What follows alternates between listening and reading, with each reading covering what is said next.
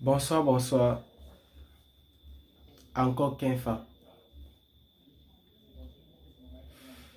Aujourd'hui, je vais débuter avec une série de vidéos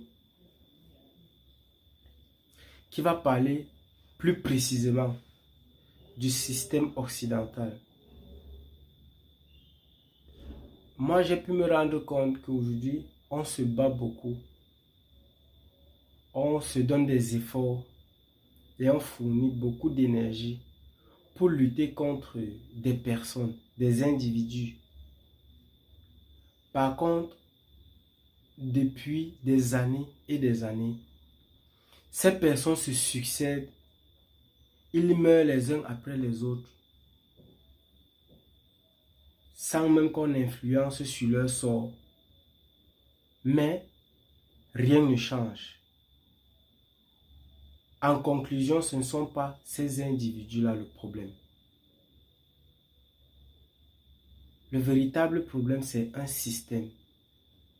Un système bien organisé et tellement outillé qu'on n'arrive même pas à se rendre compte que notre véritable problème en Afrique, c'est ce système-là. C'est pas les individus qui valorisent le système. C'est faux. C'est plutôt le contraire. C'est le système qui valorise les individus. Parce que avec beaucoup d'attention et en se rapprochant un peu plus de ces individus-là, en les écoutant beaucoup plus, on se rend compte qu'ils sont les uns après les autres de plus en plus médiocres. Mais grâce au système qui est tellement bien structuré et organisé, leur médiocrité n'influence en rien sur leur influence dans les pays d'Afrique. Dans ces outils qu'ils utilisent la plupart du temps, contre lesquels moi j'ai choisi de lutter, parce que je crois que ça ne sert à rien de lutter contre ces individus, parce que même quand la nature joue son rôle, on n'arrive pas à se sortir de la situation. J'ai donc choisi de lutter plutôt contre ce système-là qui valorise les individus qui se succèdent les uns après les autres et terrorise l'Afrique. Dans ce système, nous avons comme outil l'église, l'éducation scolaire, les banques, la politique, le sport, le cinéma, la musique et enfin pour clôturer tout, les médias. Je sais que ce que je dis va heurter la sensibilité ou va perturber beaucoup de personnes parce que ils sont déjà ancrés dans ce système-là et la plupart des outils que j'ai cités est pour eux un moyen de survie. Parce que quel qu'en soit le statut, la position ou la personnalité en Afrique, nous survivons tous. Nous sommes tous des misérables. Nous souffrons tous, même si nous n'en sommes pas conscients. Un peu comme un malade. Il y a des malades qui ne sont pas conscients qu'ils sont malades. Et pour suivre une thérapie ou pour se faire soigner, ils doivent d'abord reconnaître qu'ils sont malades. Mais c'est ce que la plupart des Africains sont très loin d'admettre qu'ils sont malades. Et la vidéo d'aujourd'hui, je vais plus m'accentuer sur l'église. Parce que je vais faire une série de vidéos où je vais prendre les thèmes, les outils que je viens de citer, les uns après les autres. Aujourd'hui, je vais d'abord parler de l'église, plus précisément, pour essayer de démontrer à un certain nombre de personnes combien de fois nous sommes ignorants, nous sommes inconscients et nous refusons d'user de notre intelligence. Je vais demander à toi qui m'écoutes, que tu sois chrétien ou pas. D'ailleurs, je suis conscient que Dieu existe. Je crois moi-même. Mais l'Église catholique, ce n'est pas Dieu. Avant l'Église catholique, les Africains connaissaient Dieu.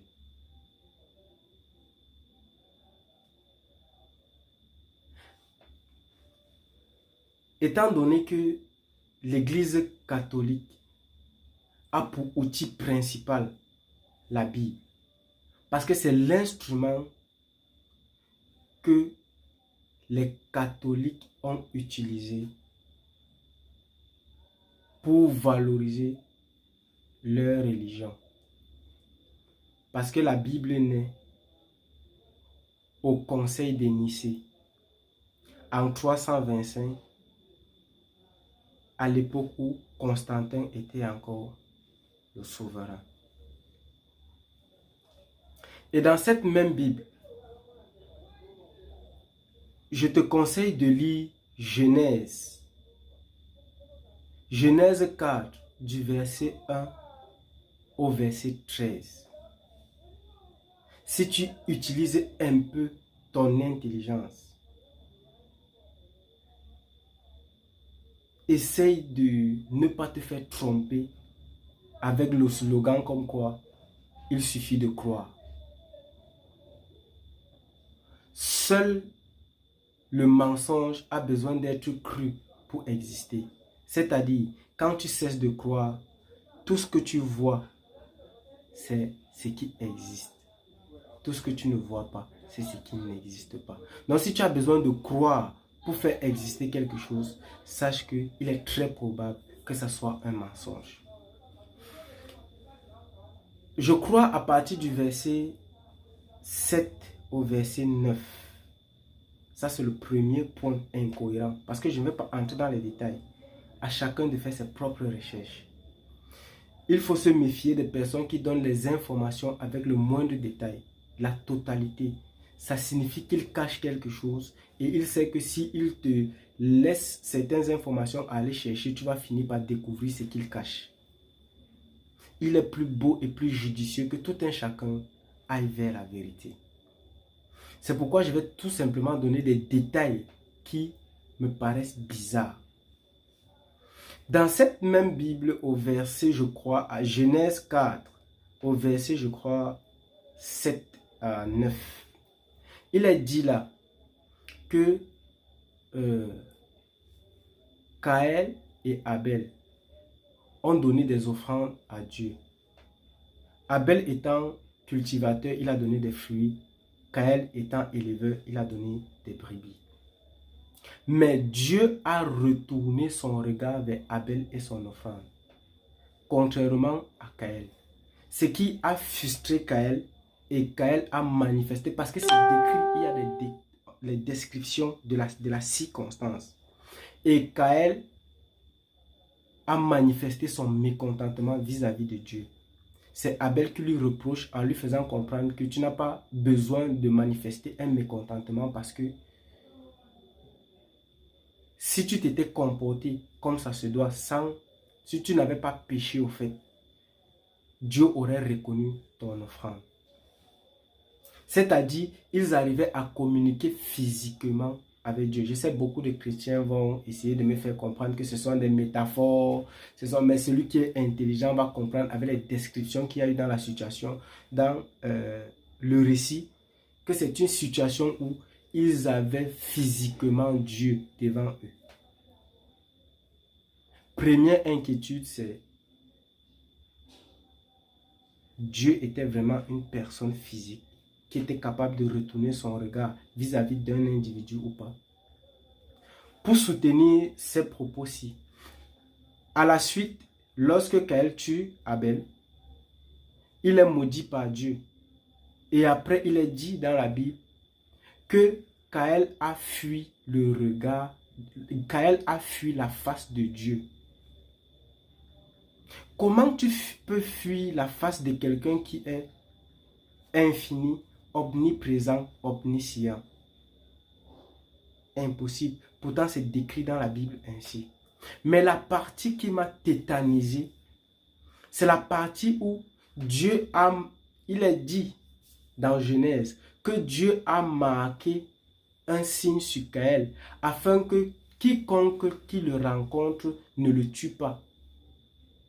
Parce qu'en le tuant, on aurait vengé la mort de Abel et puis ça va rompre la malédiction. Donc pourquoi on ne le tue pas? Dieu a marqué un signe. Ça veut dire que même Dieu était conscient que Caïn existait avec un certain nombre de personnes autour de lui. Je vais donc revenir sur le début pour celui qui connaît la Bible. Adam et Ève sont les seules créatures, premières créatures de Dieu.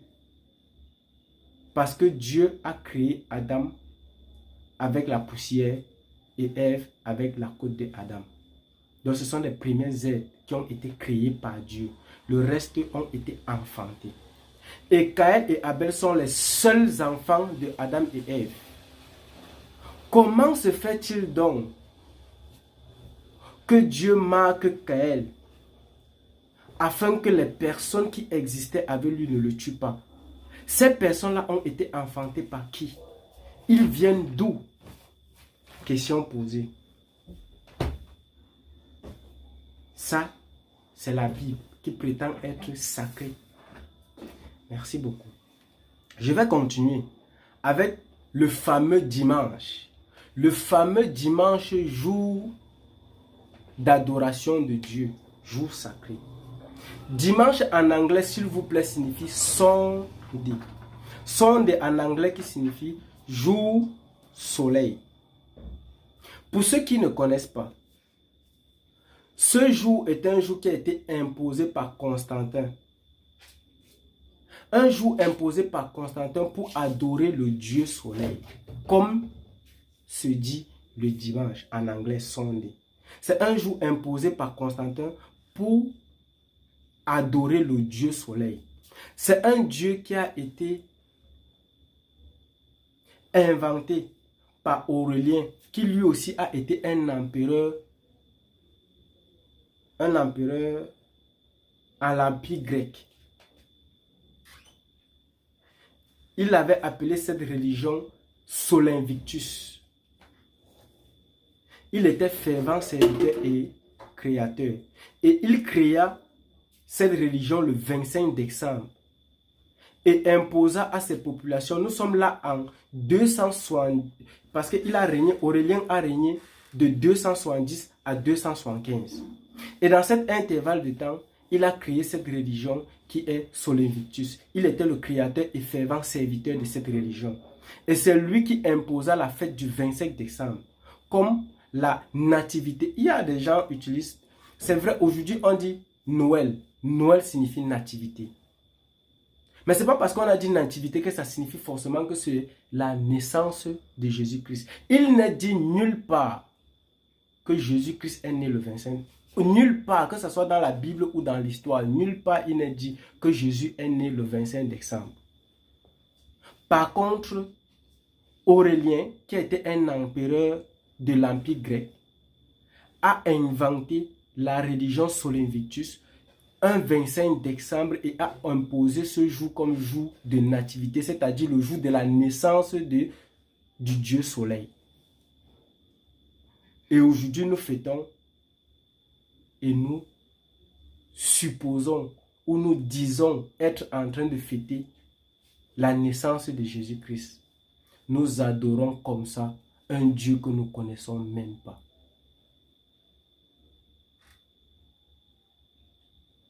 Nous adorons un Dieu, nous fêtons ce Dieu et chaque dimanche nous prions ce Dieu qui est le Dieu soleil en prétendant prier Jésus-Christ.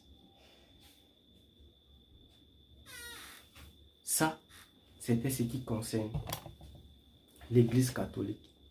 Pour donner un peu plus d'informations et de lumière aux chrétiens qui prétendent croire tout simplement. Sois intelligent, use de ce que Dieu t'a donné. Dieu n'était pas fou avant de te donner l'intelligence. S'il voulait que tu te contentes de croire, il ne devait jamais te donner l'intelligence. S'il t'a donné l'intelligence, c'est parce qu'il veut que tu utilises ça. Ne sois pas ignorant. Et j'aimerais bien poser une question à tous les chrétiens. Vous croyez que la religion chrétienne profite à qui? Chaque dimanche, vous vous levez, vous partez prier, vous donnez une collecte, vous donnez les dîmes, vous ne passez votre temps qu'à donner. Et ils vous donnent quoi? Vous allez me dire le Saint-Esprit, vous allez me dire, c'est Dieu qui donne tout ça. Reste chez toi et prie, Dieu va te donner tout ça. Mais eux, ils ont besoin de vous parce que vous leur donnez ce qui leur permet de vivre sur cette terre. Aujourd'hui, l'Église catholique possède des terres et des terres. Pour ceux qui pensent que l'argent c'est la richesse, c'est faux. Je vous informe, l'argent c'est pas la richesse. L'argent n'est qu'un outil pour se faire la richesse. Mais ces gens-là, eux, ils ont la vraie richesse. Les immobiliers et les terres, c'est ça la richesse. Dans tous les pays du monde entier, ils ont les terres et les immobiliers. Les plus grandes constructions les appartiennent. L'Église leur profite à eux, pas à vous. Je dis à toi, Africain, tu pars à l'église pourquoi? Couche de nuit, mariage, voyage, pauvreté, souffrance, misère. Depuis que l'église existe en Afrique, est-ce que ça a un jour changé? Nous vivons toujours les couches de nuit chaque jour. Malgré qu'ils sont là, ils prient pour nous et pour eux. La pauvreté va de mal en pire. La misère, ainsi de suite.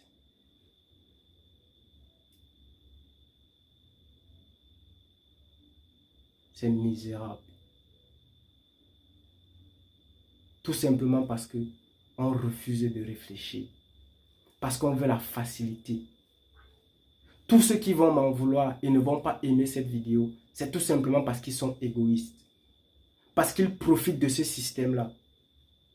Ils vivent heureux au détriment de la majorité. Des ignorants, des inconscients. Ce n'est pas parce que des gens sont ignorants que vous allez leur faire périr. Mais moi, je te dis, mon frère, sors de l'ignorance. Dans cette même Bible, il est dit que mon peuple périt faute de connaissance. Donc, ça veut dire que la Bible vous demande de chercher à avoir la connaissance. Mais eux-mêmes, ils vous disent qu'il faut croire. Vous contenter de croire. Bêtise.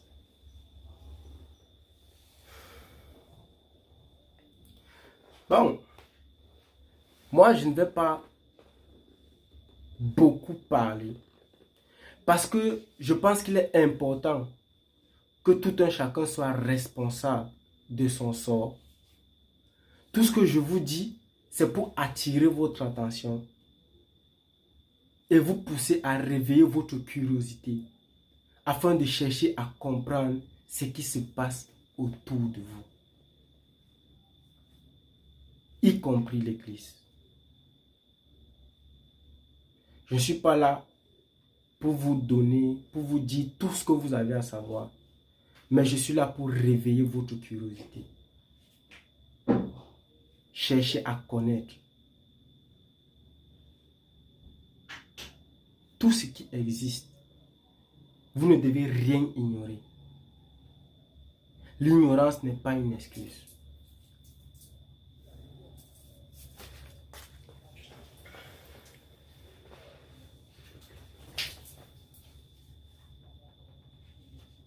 Je vais encore, comme toujours, vous rappeler les outils qui pour moi sont indispensables pour celui qui veut connaître la vérité et avoir la sagesse. Ces outils sont trois. La neutralité. Face à tout, devant tout, pour toute chose, il faut être neutre. Lorsque vous consommez une information, lorsque vous vivez une situation, lorsque vous subissez quelque chose, toujours restez neutre. Que ça soit de la personne qui transmet l'information, de l'information en elle-même, ou encore du canal par lequel vous avez accès à l'information. Restez neutre. Essayez d'avoir la même information de plusieurs réseaux différents. Et ensuite, faire le lien de cause à effet afin de se faire sa propre vérité en soi. Ça, c'est le secret.